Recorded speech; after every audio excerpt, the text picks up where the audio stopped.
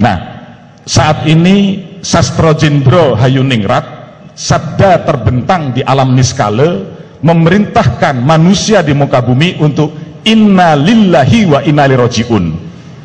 Semua berasal dari Allah, kembali kepada Allah. Sangkan paraning dumadi, kembali ke wiwitan, kembali kepada leluhur. Dan itu semangat Mi'raj Rasulullah ketika menapai langit Sabtuju, dijaga oleh para leluhur Muhammad Rasulullah, yaitu Nabi Adam, Nabi Isa, Nabi Yusuf, Nabi Idris, Nabi Harun, Musa, dan sampai Ibrahim.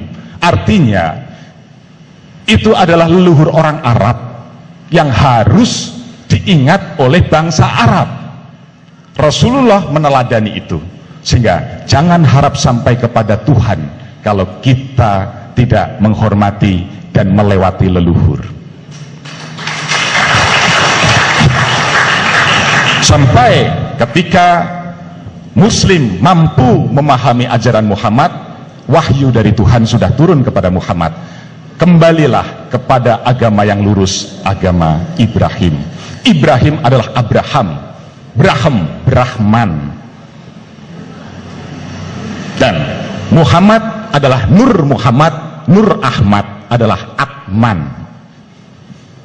Di sini kejadian kehidupan manusia sejak dulu merupakan satu kitab, tinggal bagaimana manusia berpikir. Itulah tugas dari Allah kepada manusia yang tertulis di dalam Al-Quran. Tugas manusia untuk berpikir, karena Allah sudah memberikan kita mata untuk mampu melihat, memberikan telinga untuk mampu mendengar, dan memberikan hati untuk mampu merasakan. Sehingga dengan harapan besar saya, jangan hanya diserap dengan akal pikiran. Sisi spiritual hanya bisa dirasakan. Menyambung tentang setelah berdiri Candi Narayana, kami mendapatkan petunjuk untuk pertama kalinya, datanglah ke Bayan. Ada apa dengan Bayan? Nah, disinilah kami diantar oleh Pak Bagus Okostuja. Dalam perjalanan ini kami ketemu dengan beliau, dan ini sudah menjadi satu ketetapan. Saya rasa tidak ada yang namanya kebetulan. Sehingga ketika kami menapak ke Bayan, kami melewati Suranadi, di mana beliau memberikan tetenger sebagai ajaran Game Tirta.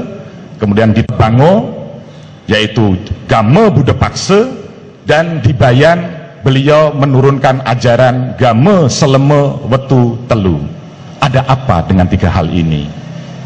Betapa ternyata beliau dan Yang Dwijendra pada waktu itu merupakan satu sosok atau tokoh yang sudah pluralis, di mana Tirta sebagai lambang Siwa atau Wisnu, Buddha Paksa hakikat sebagai Buddha, dan Selama Wetu Telu di Bayan diturunkan dengan memberikan syahadatnya adalah syahadat Ibrahim. Ini yang menjadi PR bagi kita anak cucu. Ada apa? Itu semua sudah tertulis di dalam lontar. Ada prasasti bahwa beliau dan Yang Nirarta sudah ditetapkan menjadi majelis ulama sedunia dari keputusan para tokoh yang datang dari Vatikan, tokoh yang datang dari Cina, tokoh yang datang dari Arab, tokoh yang datang dari Belanda. Dan Yang Dwijendra sudah ditetapkan menjadi majelis ulama sedunia. Ada apa Pak ini fenomena? Sementara para wali ketika itu di Jawa sedang mengadakan provokasi kepada Demak untuk menghancurkan Majapahit.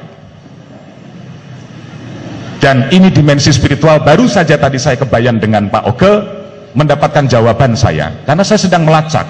Karena Kanjeng Sunan Kalijogo diam-diam kebayan Pak, sampai memutari pelabuhan Bayan itu 3 kali selama 3 tahun. Sekali setahun. Di situ muncul suluk mani, kedua kalinya muncul suluk maut, ketiga kalinya muncul suluk budiman. Ternyata kesempurnaan ilmunya beliau setelah beliau mendatangi Bayan. Ada apa Pak ini dengan Bayan? Ternyata diam-diam Pak, ini saya buka karena kita sudah harus membuka tabir spiritual Nusantara atau misteri Nusantara. Guru Kanjeng Sunan Kalijogo adalah beliau dan Yang Nirarta. Maka kalau di sana ada 2 makam, Pangeran Sangutpati dan Sayyid, disitulah lambang pertemuan antara Dang Hyang Dwi Jendra dengan Kanjeng Sunan Kalijogo, dan itu sangat dirahasiakan. Disinilah saatnya tabir misteri Nusantara harus terbuka, karena dasar di dalam tasawuf Jawa, di mana dikenal Betal Makmur, Betal Muharram, Betal Mukadas, itu adalah buah swah, 3 alam yang ada pada diri manusia. Itu merupakan ajaran Dang Hyang Nirarde. Tidak ada di negeri manapun ajaran seperti ini. Betal Makmur yang dikatakan cipta, alam cipta. Di dalam kepala ada otak, di dalam otak ada manik, di dalam manik ada budi, di dalam budi ada nafsu, di dalam nafsu ada sukma, di dalam sukma ada rasa, di dalam rasa ada ingsun. Pencapaian rasa ingsun yang harus dicapai, Pak. Di alam rasa juga demikian, sehingga masing-masing ini yang dikatakan ada 7 unsur yang dikatakan nembusi bumi sapitu, langit sapitu. Ini yang harus menyatu. Kalau cipta rasa menyatu, maka karsa insya Allah akan baik, sehingga akan membuahkan karya yang baik. Tetapi kalau cipta berjalan sendiri tanpa rasa, jadinya carut marut seperti Nusantara seperti ini, karena hanya mendewakan akal. Saya juga anak sekolahan, Pak. Jadi selama berjalan ini ternyata tidak gampang saya membuang ilmu pengetahuan, karena semua harus kosong. Selama otak kita terjebak, terjerat, terikat kepada dalil dan dogma, kita tidak akan mencapai sisi spiritualitas. Omong kosong itu. Maka ilmu tanpa laku adalah kesia-siaan belaka. Tapi laku tanpa ilmu terjadi penyimpangan. Sehingga berjalan harus berguru. Karena kalau tidak berguru, namanya pemimpinnya atau walinya wali setan, dikatakan begitu, sehingga akan terjebak kepada penyimpangan. Jadi manusia hidup harus memiliki guru, dan itu adalah sabda yang sudah turun sejak pertama Bhagavad Gita. Rahasia yang paling utama adalah ketika seorang Brahmacari bertemu dengan guru rohani sejati, seperti perjalanan Bima bertemu dengan Dewa Ruci, seperti pertemuan Nabi Musa dengan Nabi Khidir. Hakikat, Pak, syariat tanpa hakikat adalah kekosongan belaka. Sama, hakikat pun tanpa syariat itu bid'ah atau penyesatan. Sehingga dua ini harus berjalan. Disinilah konsep Siwa Buddha, 2 dat yang berbeda tetapi harus menyatu. Nah, intinya, Pak, selama saya di Lombok ini, saya menemukan satu hakikat 3 alam yang tadi saya sebut. Ternyata inilah implementasi dari jagat cilik, jagat gede. Sehingga Nusantara sebagai tubuh manusia, 3 alamnya ada di Jawa, Bali, Lombok. Inilah roh Nusantara. Jawa, Bali, Lombok adalah Jabal. Jabal itu adalah gunung yang kokoh, Jabal Nur. Segitiga, segitiga adalah gunung, segitiga adalah candi, sehingga segitiga ini, gunung itu adalah lambang jati diri manusia. Sehingga ketika itu Nabi Musa pun ingin bertemu dengan Allah, pandanglah bukit itu. Ini yang menjadi kawruh di dalam meditasi. Ketika kita konsentrasi, kita harus melihat ujung hidung kita, itu segitiga, Pak. Artinya kita memandang diri sendiri. Sehingga Lombok, kalau di dalam kawruh Jawa, di dalam ritual Jawa, dipasang paling atas pada tumpeng, sehingga Lombok sebagai alam cipta.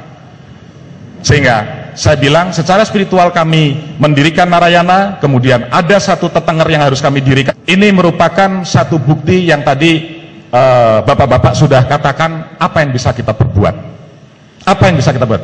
Jangan tanya apa yang bisa kau dapatkan dari negeri ini, dari Ibu Pertiwi, tapi tanyalah apa yang bisa kita berikan kepada Ibu Pertiwi. Disitulah konsep dharma, Pak. Disitulah konsep bakti. Setelah manusia memahami ilmu yang tinggi sekalipun, ujung-ujungnya adalah bakti. Bakti adalah menggerakkan roda dharma untuk menjalani karma, menggapai moksa.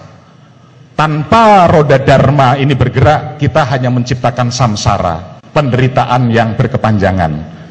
Sehingga sebagai akhir kata, karena waktu sudah habis, mungkin bisa dilanjutkan pertemuan-pertemuan berikutnya. Intinya Pak, kami nyuwun pangestu kepada para pini sepuh di Lombok ini. Saya mumpung ketemu, saya ingin kula nuwun, karena banyak misteri yang harus digali di sini, yang harus ditindaklanjuti, diwujudkan, termasuk kita akan memindahkan lontar yang ada di Tebango, disatukan dengan batu meteor di sana, karena ini akan menjadi sentral kekuatan spiritual Lombok, bahkan di Nusantara sekalipun.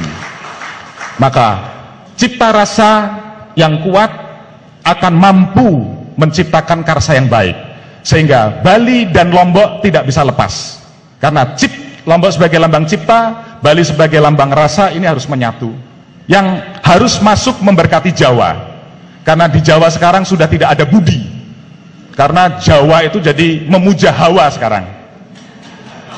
Maka kami yang datang dari Jawa, kami butuh Lombok, kami butuh Bali untuk memberkati kami di sana. Dan kami harus secara jujur mengakui itu. Saya bersahadat, saya mengakui, walaupun yang saya baca adalah syahadat dari Arab, tapi saya harus mengakui siwa Buddha.